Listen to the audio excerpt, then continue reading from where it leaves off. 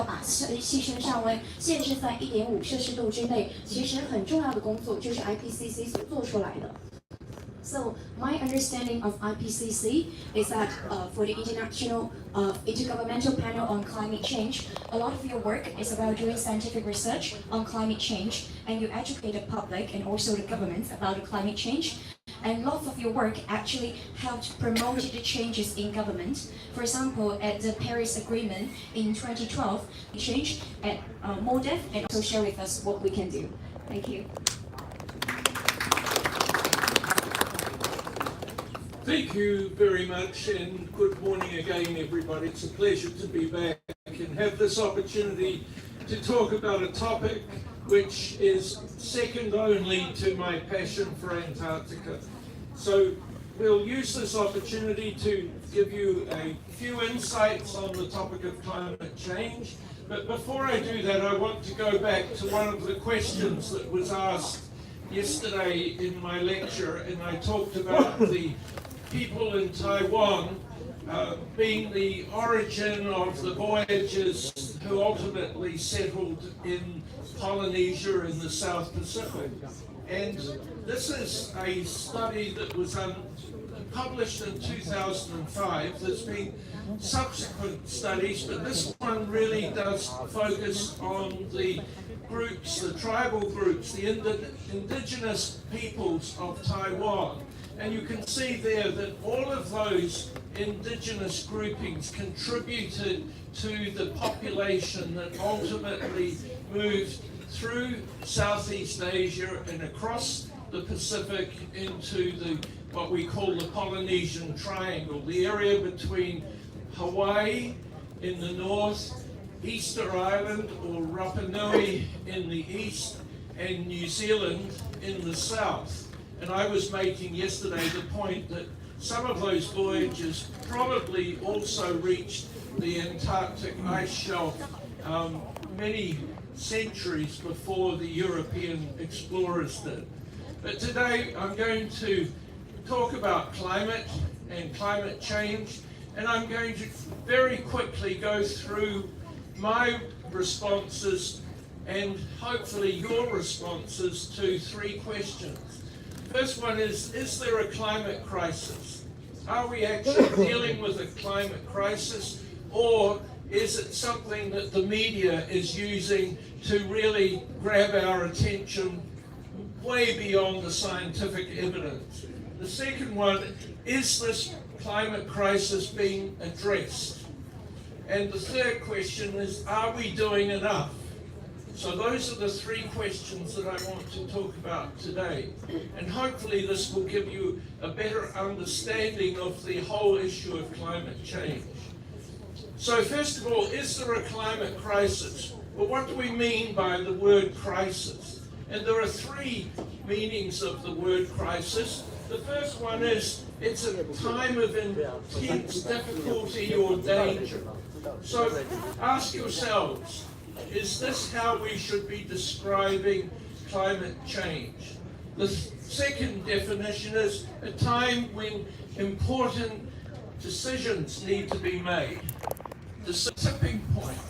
A tipping point is a time in the existence of an ecosystem, for example, or a physical system in the Earth atmosphere system, when if we go beyond that tipping point, we may in fact bring about changes which can't be undone. We can't return to the past. We're establishing a completely new regime, and therefore, is that what we're doing in terms of climate change? So, to answer that question very quickly, we look at the evidence, and what we find is the Earth is increasingly warming, and in fact we're breaking records. You can see there that the global mean temperature was highest in 2024 since records began way back in the 1800s. And this really does signify that the Earth system is being changed, and therefore we should be concerned that we're moving into a completely different set of conditions. But that's just looking at temperature.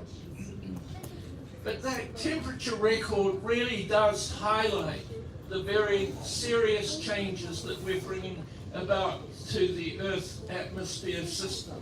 And it's going on year after year after year. We're breaking those temperature records. But it's not just temperature.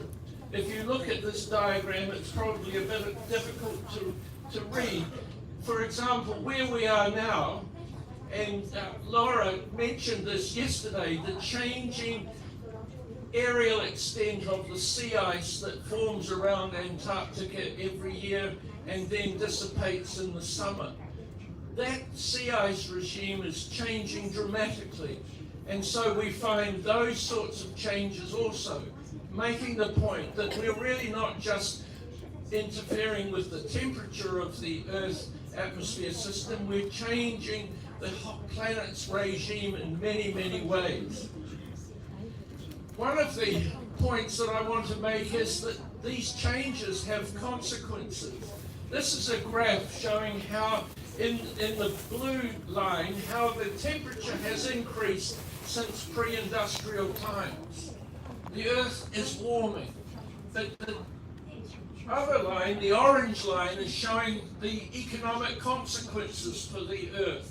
All the damage that's caused because of extreme events that are becoming more intense, more frequent, more damaging because of the warming of the planet.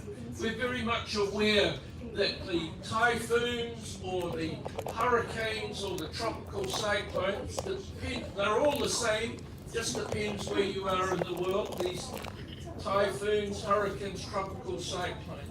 We're all aware that they're getting stronger and they're doing more damage. And so this graph is summarizing overall that as we warm the planet, we're suffering the consequences by these systems becoming more intense and more damaging. And if we look at the sequence of consequences, we start at the top with the warming of the planet, but it goes all the way through. It's affecting human health, it's affecting agriculture, it's affecting fisheries, it's affecting everything we do. It's industry and commerce and so on. So we have to realize it's not just about the planet getting warmer, it's the consequences of that warming of the planet that we should be concerned about. So, coming back to that question, is there a crisis? I think there is a crisis.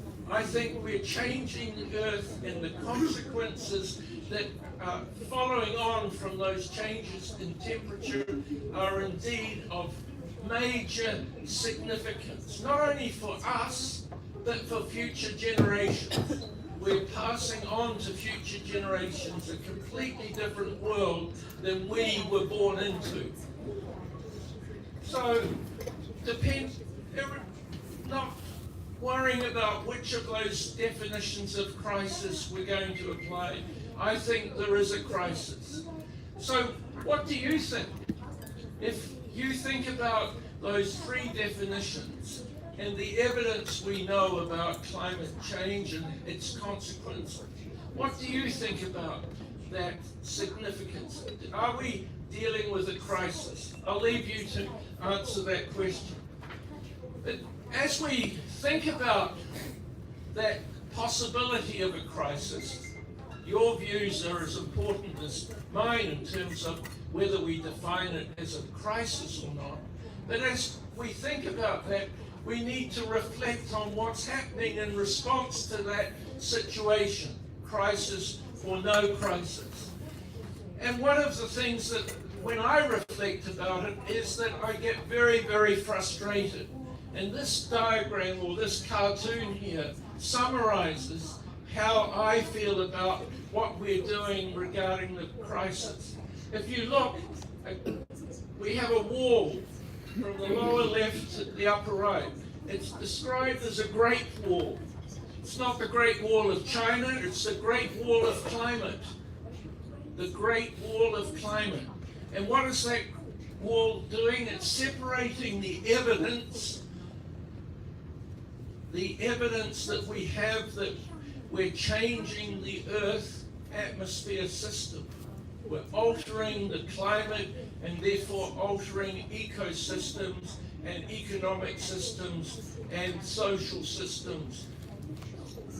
On the other side of this great war are the people who should be making responses, but they're ignoring the information, they're ignoring the evidence, and they're talking about what to do, but they're not doing anything substantial in response to the evidence that people like myself and other members of the Intergovernmental Panel on Climate Change and other scientific bodies providing to governments and to society in more general.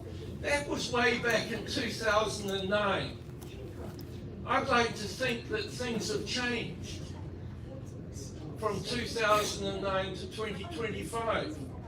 But unfortunately, they haven't. Despite more and more evidence of a crisis, our responses continue to be very, very inadequate. There are signs of improvement, and we'll talk about that, but still we need to do much more.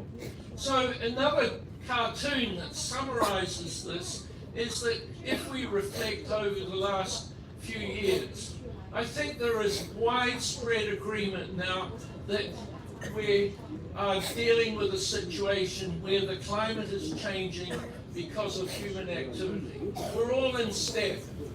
But when we think about what should be done in response to this understanding, we're all out of step. We're all heading off in different directions.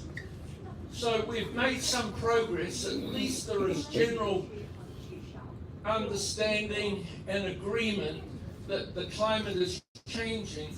But when we look at the situation about doing something substantial, we're all heading off in different directions. We're all uncoordinated. And that is a real problem when we're dealing with something which is of crisis importance. What we need to do in terms of responding to that situation is we need to focus on taking action. We need to move on from talking to action. And this diagram is really sending a very important message about the need to act rather than to talk. And we need to not only understand what are the consequences, but we need to take action in terms of responding to that crisis. Just a little bit of science to make sure that we all have a common understanding of the problem and therefore what we should be doing about it. When we burn fossil fuels like coal and oil, and when other processes related to human activity take place, such as in agriculture, we emit gases into the atmosphere, and these gases all have a common element of carbon. So we talk about carbon dioxide, we talk about methane, for example. They all have carbon in them. And what happens is when those gases get into the atmosphere, they have the effect of trapping energy that's coming into the atmosphere and into the Earth system from the sun, and they prevent it from escaping back out to space. And I use the analogy, and I've underlined it there in red. Those gases provide more and more insulation for the planet Earth. And if we think about it in bed, if we feel cold, we add another blanket. If we still feel cold, we add another blanket. And then we start feeling warm because we've got too many blankets on. So what do? We take a blanket off. And then hopefully by that time we're comfortable and we just leave that blanket that's remaining covering ourselves. we don't have the luxury with the planet Earth to add blankets and take away blankets when we want to. Those blankets are the gases, these greenhouse gases that have carbon as a common element. These gases are continuing to be added to the atmosphere. So we're adding more and more blankets. And it's going to be very hard to remove those gases from the atmosphere and therefore start cooling the planet down. So this is the process. Another way of thinking about it is if you're sitting on a sunny day in your car, you've got the windows up, your car will get hotter and hotter and hotter because the sun's energy is coming into the car that it can't escape. Okay, in that case you wind down the windows or you turn on the air conditioning and you cool down. Again, we don't have the luxury with the Earth system of winding the windows down or turning on the aircon. We don't have that luxury. So what do we have to do? We have to make sure, or we should have been making sure, that we weren't adding these gases to the atmosphere when we burn fossil fuels and when we undertake agricultural activities and so on. So we have to live with climate change because we can't undo it. And that's a really very important message that I'll come back to shortly. This adding blankets analogy, this increasing insulating effect of these greenhouse gases is demonstrated in this diagram here. And you can see that even over the last decade or so, we've been adding more and more blankets over time. So despite our understanding that there is a crisis, we're still adding blankets. Imagine if you were lying in bed and you're feeling hot and somebody comes to you and puts another blanket on you, and another blanket and another blanket. You're not going to be very happy, and that's how the Earth feels. It's feeling very, very unhappy because it's getting hotter and hotter and hotter. And we see this in the scientific evidence. It's not just our ideas as scientists. There is hard evidence of this adding blankets all the time. We need to recognize, however, that it's not just about us as human beings that's affecting the planet Earth. The Earth is affected by many other things. And many people will say to you, oh, the Earth getting warmer is just natural because the Earth has always changed its temperature. It's been through periods of hotter conditions than now. It's been through periods of colder conditions than now. That is correct. But often when people make that argument, they're trying to get you to agree that climate change caused by human activity is not important. So your response to them should be, yes, the Earth has always changed its temperature from being warmer at times to being colder at other times. Agree with them to that extent, but then disagree with them because of the argument that I'm going to make right now. But before I do that, just a little bit of science again, and that is that because the relationship between the Earth and Sun changes over time, sometimes the Earth is closer to the Sun, which means it's going to be hotter. Sometimes it's further away from the Sun, which is going to mean it's going to be cooler. Sometimes the Earth is oriented differently to the Sun. The axis of the Earth changes its orientation relative to the Sun. So those changes bring about temperature changes, as we would naturally suspect. And we have three changes in those orbital relationships between the Sun and the Earth. I'm not going to go into detail about the science, but we understand them exactly. We can make predictions about what's going to happen 1,000 years from now, 10,000 years from now, because we understand exactly how those orbital relationships have changed in the past and how they're going to change in the future. What it really means, if we add all this up, is that as shown in the yellow line in the middle of this graph, the amount of energy coming into the Earth from the Sun changes. But it does so in a very regular, predictable pattern. And that's why we've had ice ages and interglacials. All very easy to understand. So agree with that person who makes the argument, but then say to them, there are two things happening. The first thing is that the planet right now should be cooling.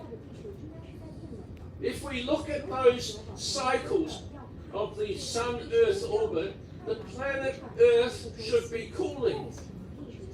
When I was first at university, my professors were talking about the Earth returning to another glacial phase, because we really hadn't understood what humans were doing to the planet that was going to offset that.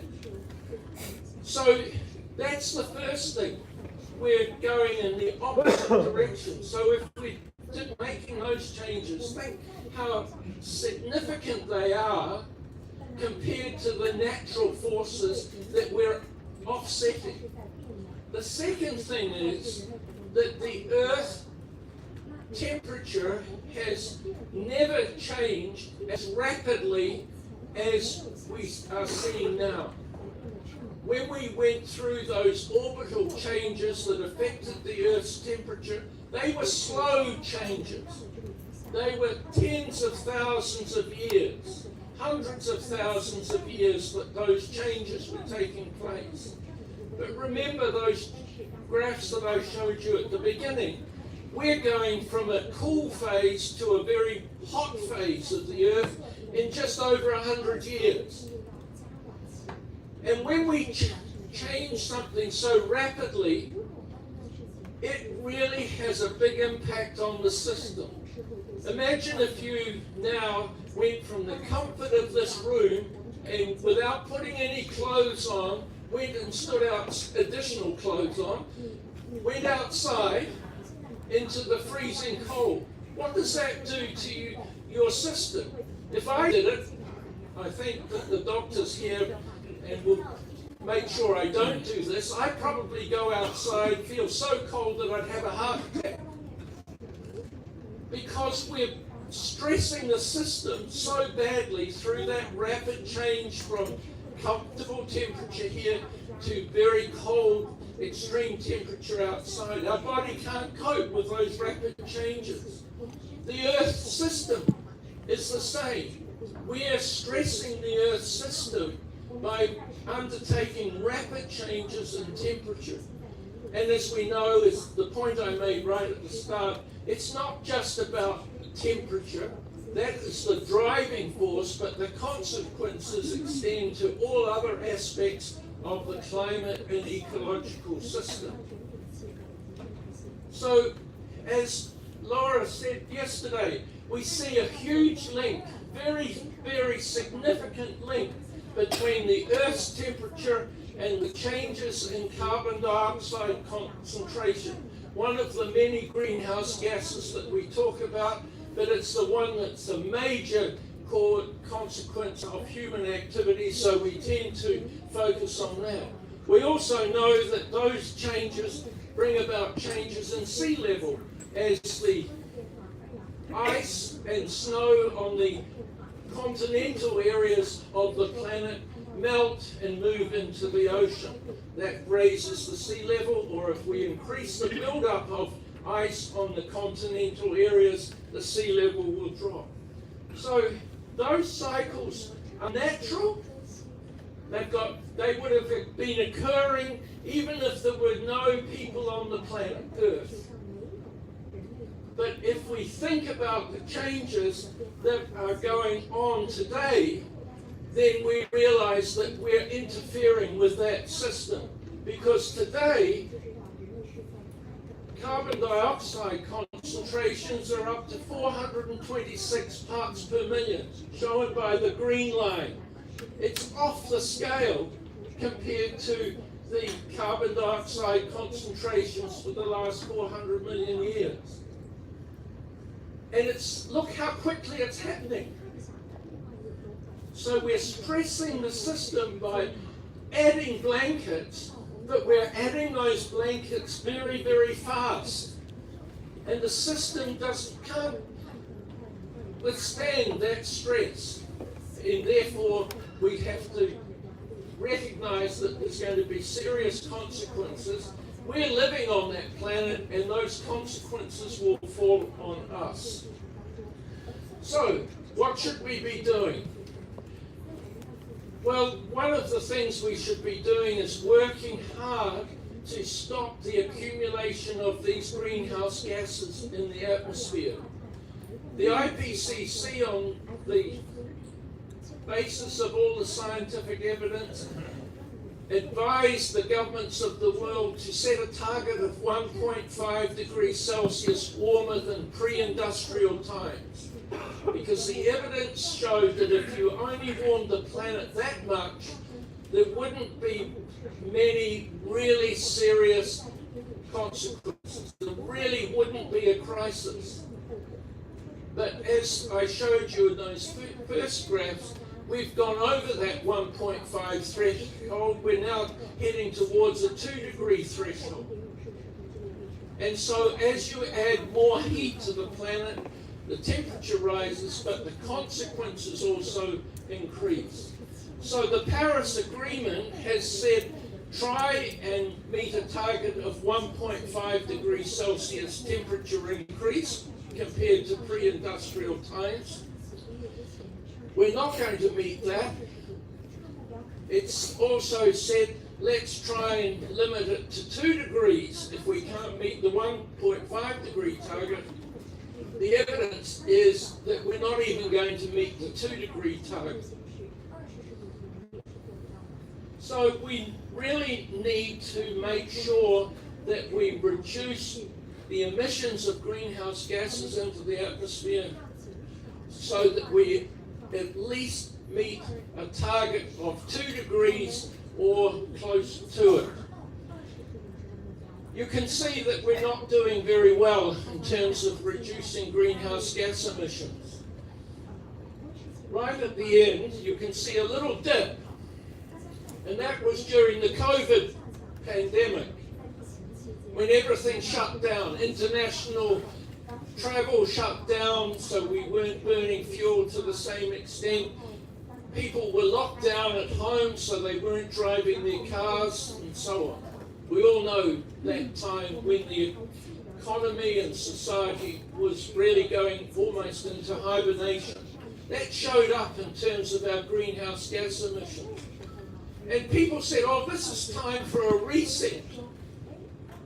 We should come out of the pandemic using the opportunity of living with fewer greenhouse gas emissions, and that would be a good start to addressing the climate crisis. What happened? We come out of the pandemic and everybody goes back to business as usual, or worse. And so we see the greenhouse gas emissions increasing. Not so rapidly as before, because we are learning, and I'll talk about that in a minute. You can see that one of the benefits of reducing the greenhouse gas comes through by our transition from fossil fuels to green energy or renewable energy, wind and solar in particular, and a little bit of geothermal. And so the reason why our greenhouse gas emissions are reducing is because we're seeing a slow, frustratingly slow transition to sources of energy production that don't result in the build-up of carbon dioxide and other greenhouse gases in the atmosphere. So we can see what we need to do, but frustratingly, we're just doing it too slowly. Why have we started to make that transition from fuels, energy sources that lead to the build-up of greenhouse gases to those that don't? The main reason is shown in this diagram is because it makes economic sense. When you burn fossil fuels, what you get is you get some energy, but in order to create that energy that you can use to drive a car or fuel a plane or heat your home or whatever it might be, a lot of that energy is dissipated into the atmosphere because the process isn't very efficient. So it's really spending a lot of money to get a small amount of benefits. If you have renewable energy sources, you can get the energy without all of those consequences for the planet. And so it makes economic sense. For example, we have photovoltaic cells on our home, and for the last 12 years we haven't paid an electricity bill. We've not paid one single electricity bill because we can provide all the electricity for our home and for our car. We have an EV, so we're paying for the fuel that's used by the car. And why did we do that? Because it makes economic sense. We're saving a huge amount of money. It's not all about being green and environmentally conscious and doing what's right for the planet. It was almost as much a factor of what's right for my back pocket, because it made economic sense. And the more that we can make that transition to showing that it's an economic advantage to use these green energy sources, the quicker we'll see that transition. One of the things that's leading to this slow response of greenhouse gas emission reduction is the whole issue of data centers. As we drive artificial intelligence and other hugely intensive, energy-intensive systems, we're having to add generation capacity, and generation capacity. And in the most instances, these data centers, the energy for them comes from burning of fossil fuels. So we're really, in many cases, heading in the wrong direction. If we're going to reach targets like 1.5 or 2 degrees Celsius, we have to make huge reductions in our greenhouse gas emissions. We can do it, we are doing it, but we're not doing it fast enough. It's not an impossible target, it's just that we need to be committed to achieving that target in ways that are economically viable. We're not asking for people to spend money and not get any benefit. It's very much a case of making sure it's cost effective. But we're not doing enough. So now we're faced with, can we do something else to move away from a situation that's reaching crisis proportions?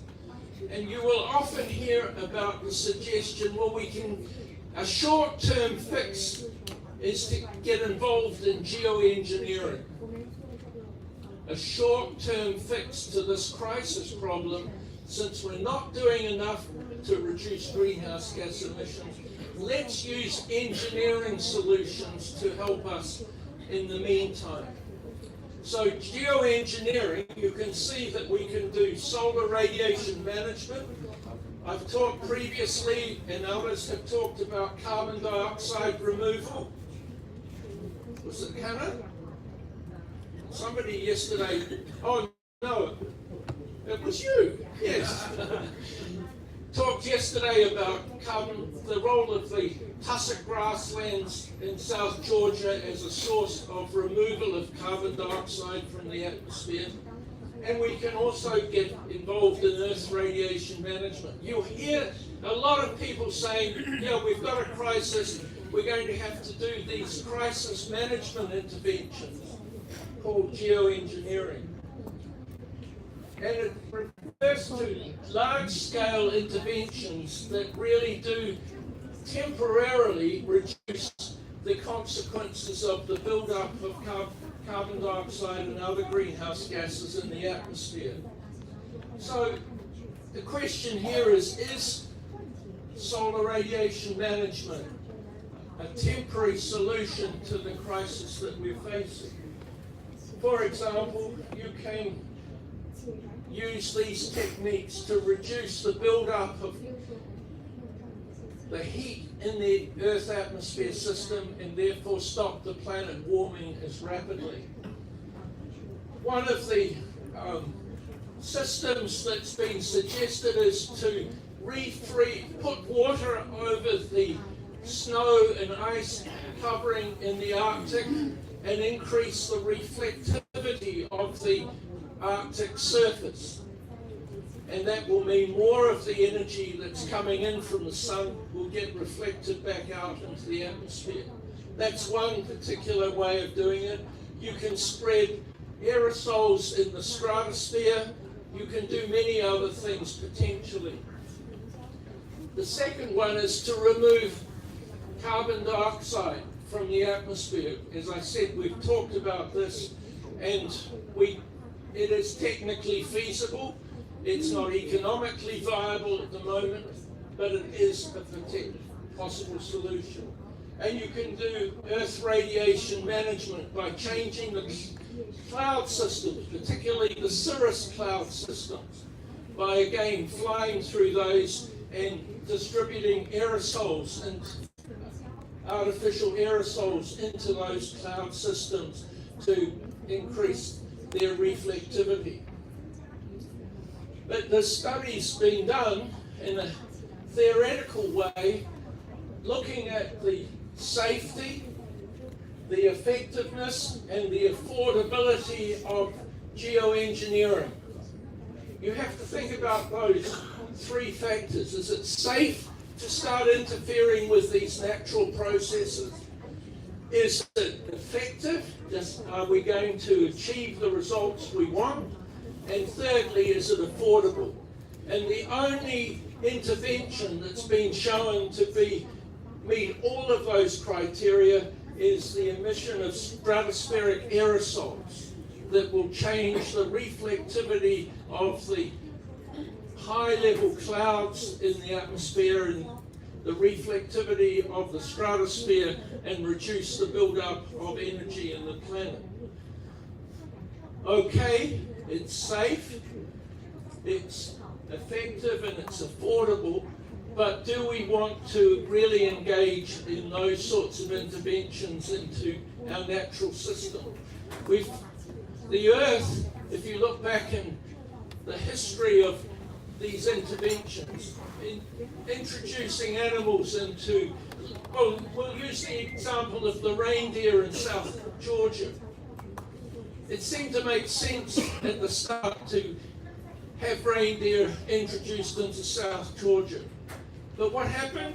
Soon it was shown that it was going to be entirely destructive to the natural ecosystems of South Georgia.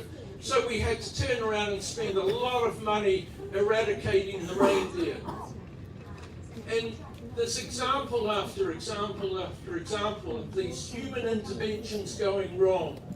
And my worry is if we engage in this geoengineering to solve our global warming problem, we'll be facing the same situation in the future. So, if we're not going to solve the problem by reducing greenhouse gas as far as enough. We don't want to engage in geoengineering as a temporary fix. We're going to have to live with climate change. So we're not succeeding in slowing the rate of climate change through these interventions. We're going to have to reduce the consequences of that changing climate. We're going to have to live with the changing climate. And we call that process adaptation. We adapt. We learn to live by adapting and reducing the consequences. And that then becomes really an important part of our individual responses. So when we think how we are going to respond personally, individually, to this issue of climate change, we have to think in the long term about reducing our greenhouse gas emissions. And we have to think about the short term of living with the consequences in the meantime. Okay? Long term, reduce our greenhouse gas emissions through our individual actions. Short term, live with climate change through the process of adaptation. And we can do that, but the important thing is that we have to recognize it's not just us acting alone. We have to see ourselves as part of a bigger ecosystem of response. And we have to recognize it's not just about asking government to make sure that the problem is addressed. It's not just asking international organizations. It's about everybody contributing, because the problem is only going to be solved if we all take the relevant action.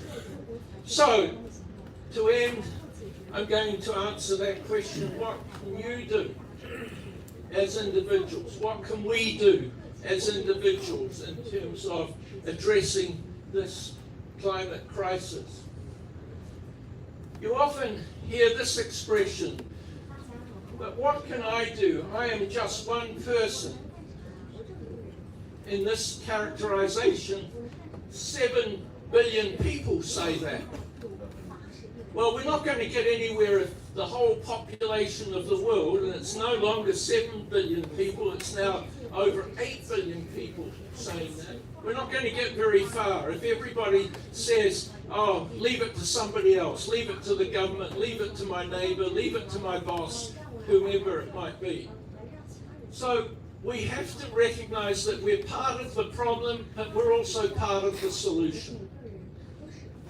And this shows you very quickly and succinctly the sorts of things that you can do.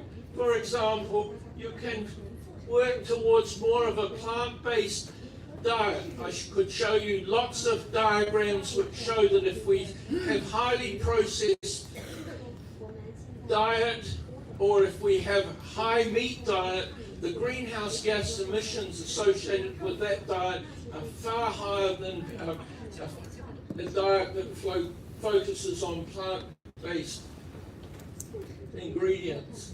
We need to think about educating others. We need to, if you see at 9 o'clock there, we need to make sure that we vote in people, both at local elections and at national elections. We need to make sure that we have people who are voted into positions of decision-making and authority who are aligned with the need to respond to climate change. We need to lower our consumption, and we need to make sure that our travel is environmentally sensitive. And I want to focus on that. Here we are in the middle of the Southern Ocean, approaching Antarctica on a cruise ship. Do you feel guilty? Well, you shouldn't. Because, in fact, one of the things that I was really surprised to find is that this means of travel is one of the most favourable for climate impact that you can find. And I'll show you the evidence for that.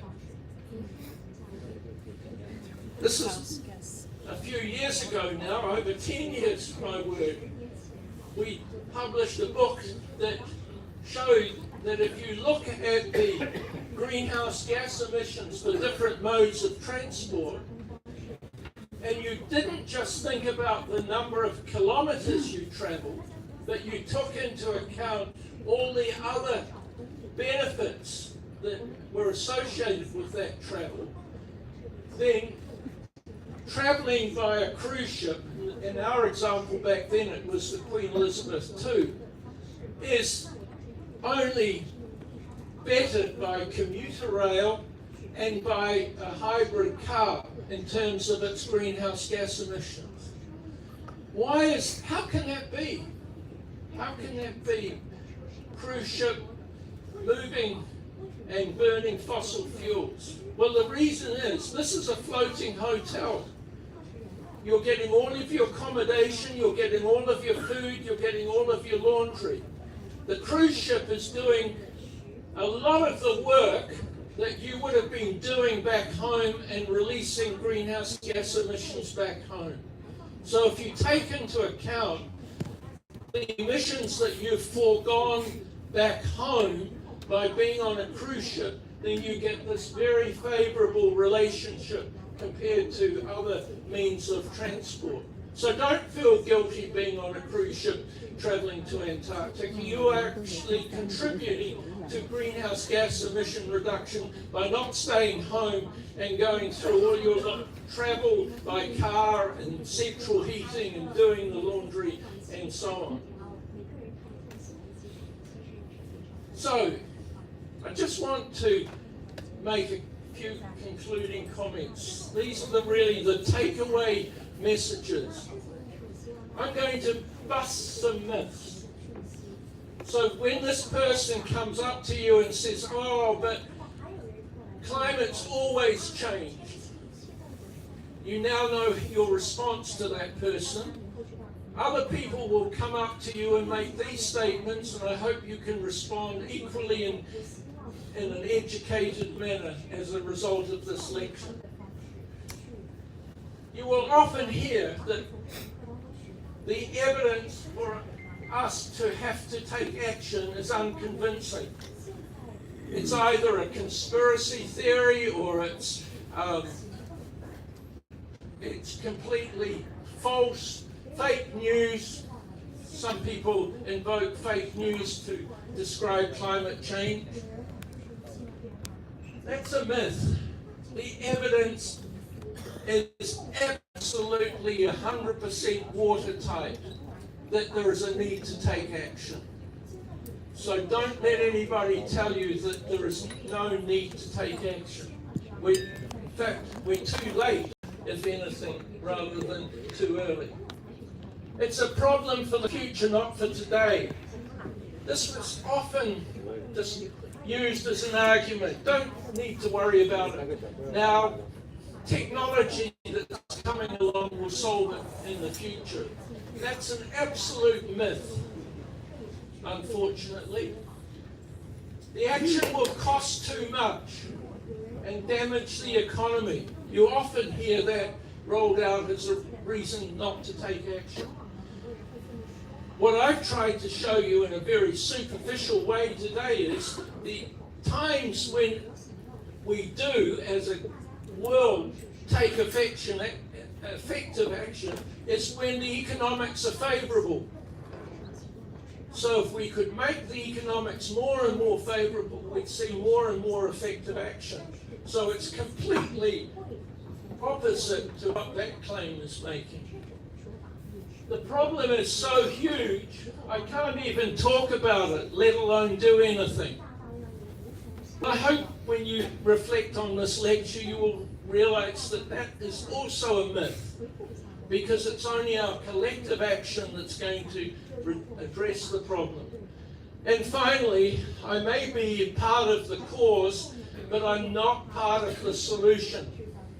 In other words, I emit greenhouse gases through my activities, but I can't do anything about that. I have to let other people do something about it and solve the problem. That is absolute myth. So thank you very much for listening, and I hope there's some more interesting questions from you. Thank you.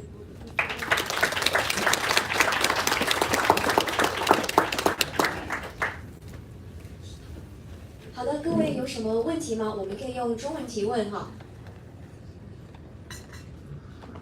Can someone help pass the microphone, please? 先生你好，非常今天听了你很形象的把这个气候变暖比喻着地球在盖被子啊，这个非常形象。现在问题就是说全球对这个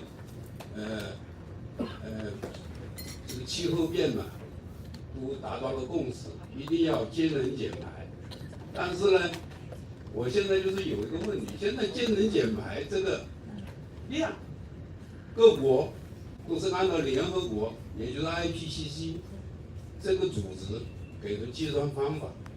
但是现在有没有一种，比如说我今年或者3到5年，我要减去，要降低全球的温度1.5度或者2度，它现在有直接的计算模式吗？就是这个，谢谢。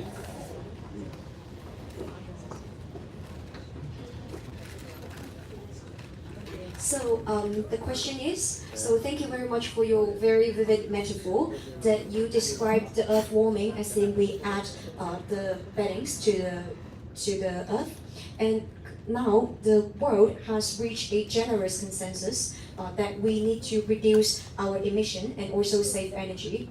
And as for the nationally contributed goals, like most of the countries just calculate that goals based on probably the recommendations of IPCC. So do we now actually have a quantitative method to tell us in order to limit the temperature increase within 1.5 degrees or 2 degrees, that how much energy saving we need to accomplish within the next few years? Thank you very much for the question. The answer very, very simply is yes, we do. That we can now undertake calculations. These are economic models of energy consumption and the associated environmental consequences. We can undertake those studies based on those models, which show exactly how much we should reduce the emissions of greenhouse gas. We can also set targets for individual countries that optimize their emissions reduction without undue consequences for their economies. So there's a lot of information there that's available to governments to make decisions. Unfortunately, in many cases, governments do not make those decisions, or if they do set targets, they don't comply with those targets. For example, China has set targets, and right now it's on track to meet those targets. I'm sorry to say that the country where I was born,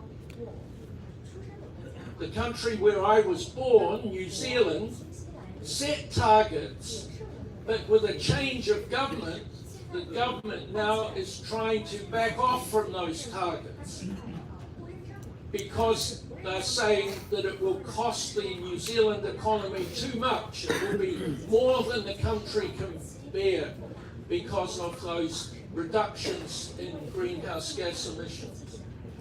But the government could, in fact, solve that problem by investing more in renewable energy.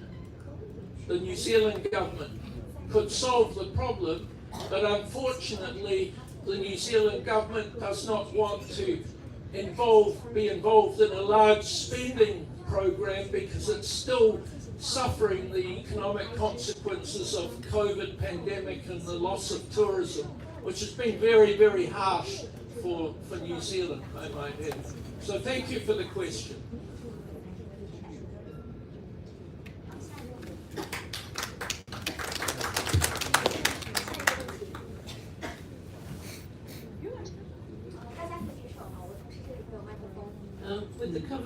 president in the White House in the USA, do you sometimes feel very hopeless?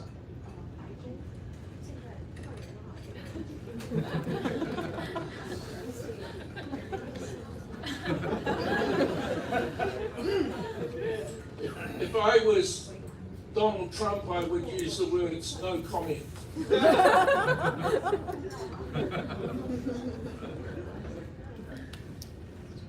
No one understands climate change better than me.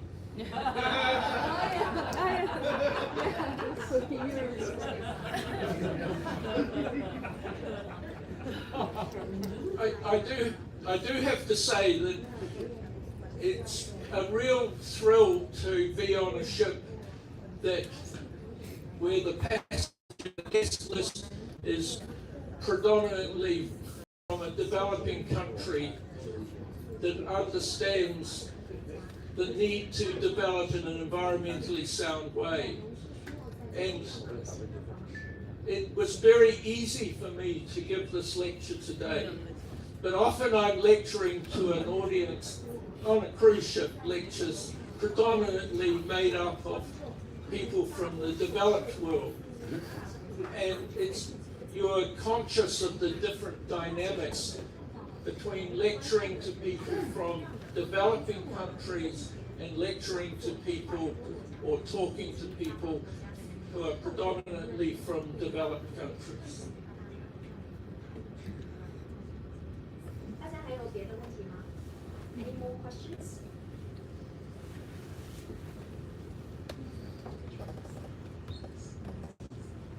Thank you, John, for the great lecture. 我的问题有点复杂，所以我想还是用中文来表述。就是我们都知道，就是每一个国家，他们在就是比如说国际间像巴黎协定啊什么，那么对每个国家都会制定一些这个目标。然后对于我们每一个人来讲，刚才John也说了，其实我们如果把这些减排作为我们个人使命的话，那是不是会有一个公平性的问题？因为其实，在国家和国家之间，或者个人和个人之间，由于每个国家每个人的情况、经济的收入、他们的生活方式都不一样，所以可能能做的就是程度也会不一样。那我就想好奇，就是说现在有很多国家也好，一些企业也好，已经把这个碳税的一个计算放在里面。那我觉得它的一个比较好的方面就是它是把它量化的。那对于我们每一个人来讲，我们怎么能知道，或者说怎么能够知道我今天的这个行为其实是在就是对于这个环境做了一个更优的一个选择，然后做到了更好的一点生活方式上的改变。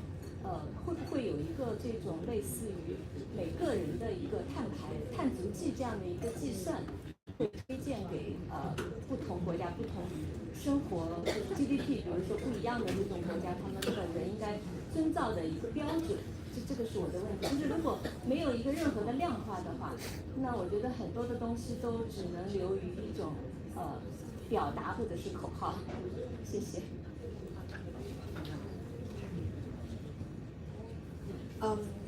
So the question is, so according to Paris Agreement and at different COPs, different countries will always submit their nationally contributed goals.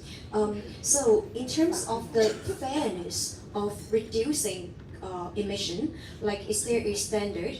And not just in the country level, but also at personal level.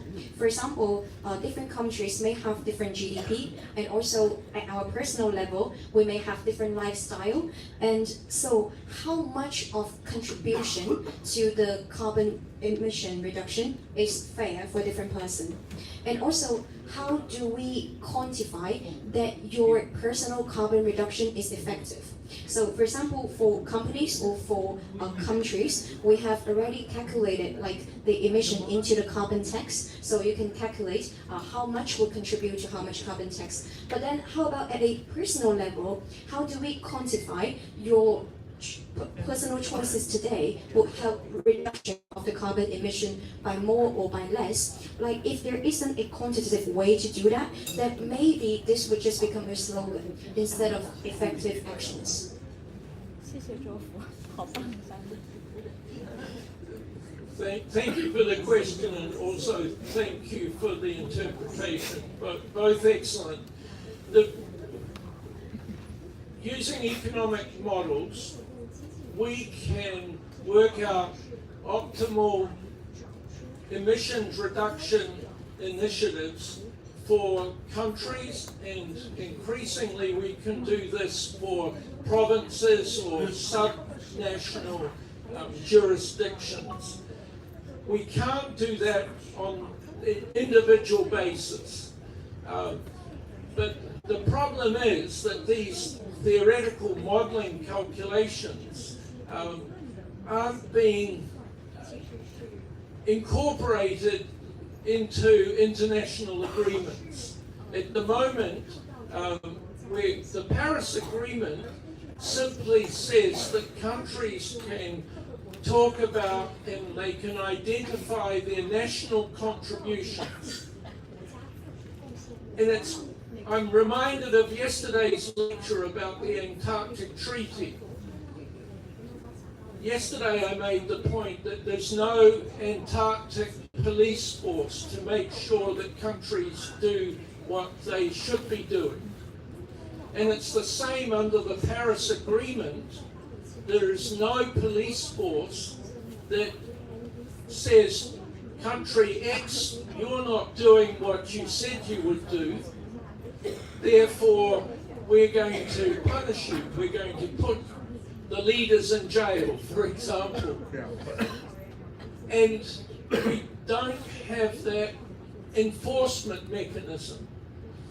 And just like the Antarctic Treaty System, if you breach the treaty, the only consequences you suffer is the embarrassment of being called out by the media and by countries themselves. And it's the same for the Paris Agreement. New Zealand has decided it will take the criticism that comes in its own media and from international sources and simply not meet its targets. But there's nothing that can be done under the Paris Agreement to force New Zealand to meet its targets. When it comes to the second part of your question, and we can discuss the first part more later, but when it comes to the second part of your question, there's no rules or there's no obligation by individuals to do specific things. But as I indicated in that earlier diagram, there are some general things that we all know that do contribute to emissions reduction. And so we should do those win-win actions. When it comes to things which, for example, if you want to offset your greenhouse gas emissions when you fly from Beijing to Buenos Aires, for example, then you must make sure that the mechanism that is being used to offset those greenhouse gas emissions has been subject to scrutiny and has received international accreditation. There are unfortunately some mechanisms, some carbon credit type mechanisms which really don't stand up to inspection. For example, you may be growing trees through as part of your carbon credit mechanism, but if those trees are chopped down and then burnt, that carbon re-enters the atmosphere. So you've spent money to offset your emissions, but the planet hasn't benefited from it because a rogue a person without any, or an organization without any conscience has simply reneged on their commitment to make sure that those emission reductions endure. So you have to be careful when you embark on those sorts of initiatives, but if it's personal actions and lifestyle, then you know you don't need an expert to tell you whether that's the right thing to do or the wrong thing to do. Thank you.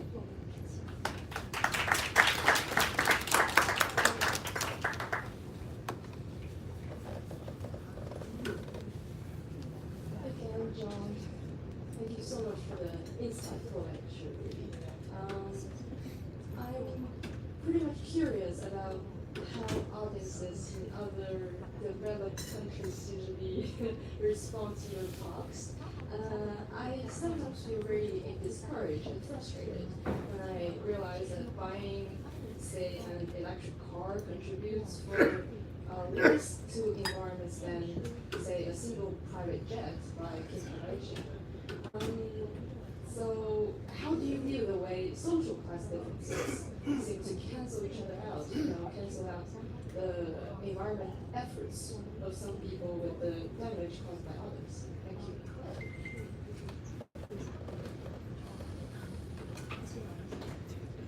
Stand by for another 1 hour lecture. I'm joking, don't panic. It's very difficult to speak to people from developing countries, or it's more difficult to speak to people from developing countries because in many cases they are responding to different signals than people from developing countries. And therefore, you really have to fall back to messages like the economic argument. Generally speaking, everybody will respond if there is a sound economic argument to what you're saying, because we're all attuned to trying to ensure that when we spend $1, we get the maximum benefit from that dollar. Whether it be personal benefit or planetary benefit is another matter. But if people can see that economic benefit flowing, they'll be more sensitive to the message that you're conveying. The reassuring thing for me is that I've been giving at least one lecture on every cruise ship we've sailed on since 2009.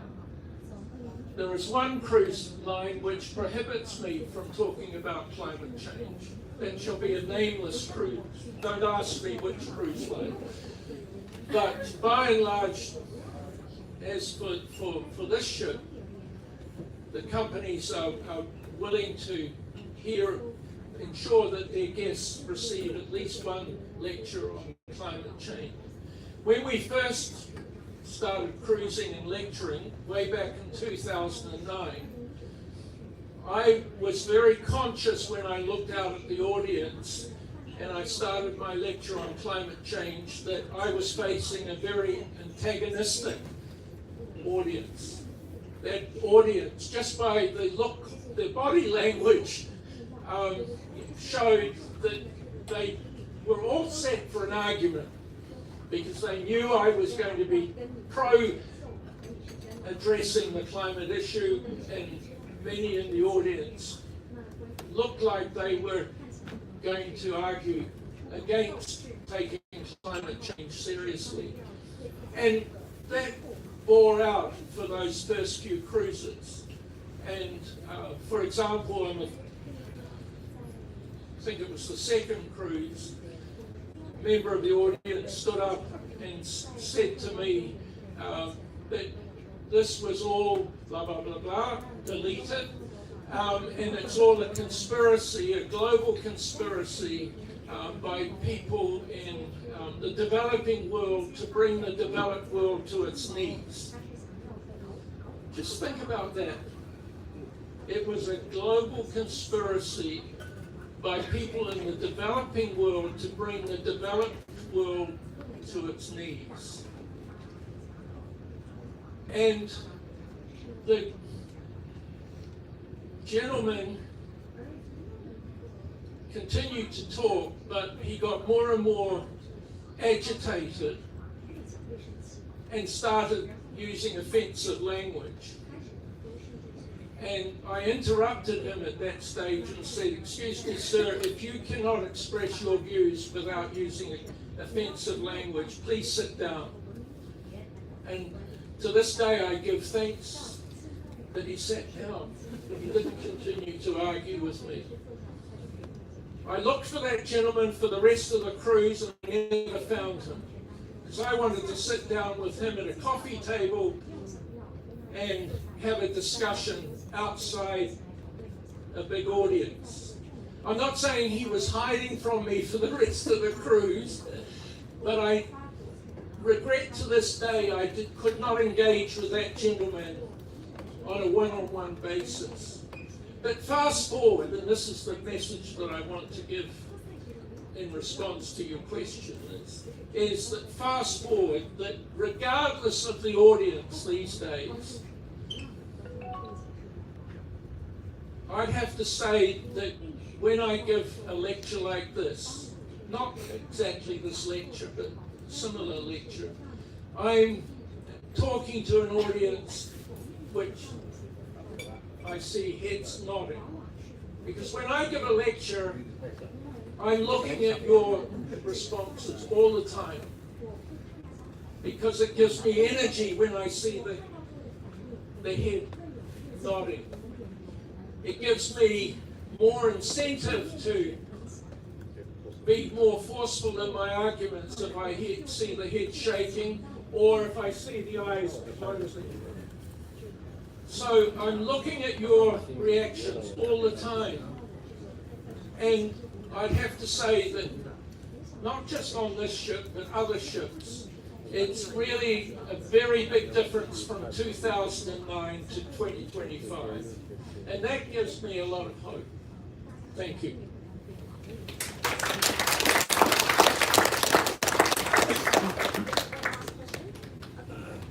最后一个问题了。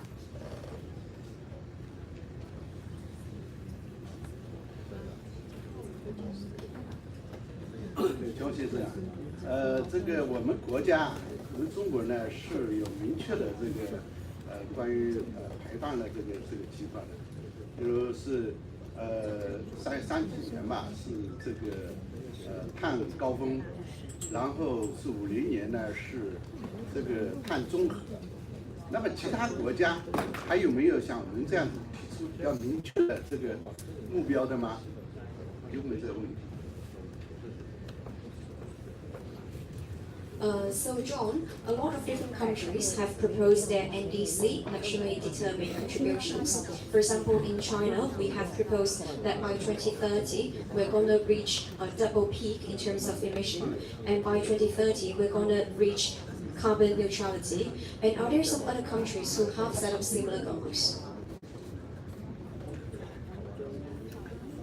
The answer is a very simple yes. China is really lockstep with most other countries. And we see that with countries also like India and Chile, Brazil, and so on. And it's very encouraging to see the consistency between the approach that China is taking. China's learned from other countries, but it's also now leading other countries to follow what China is doing. So China's consistent, but also China's showing leadership. And this is why it's really disappointing when I see that the country of my birth is out of step rather than in step with countries like China. Thank you. And I'm sorry to Hannah and her team that we've run into your time, but thanks for giving us time to have this really great discussion. I appreciate it.谢谢.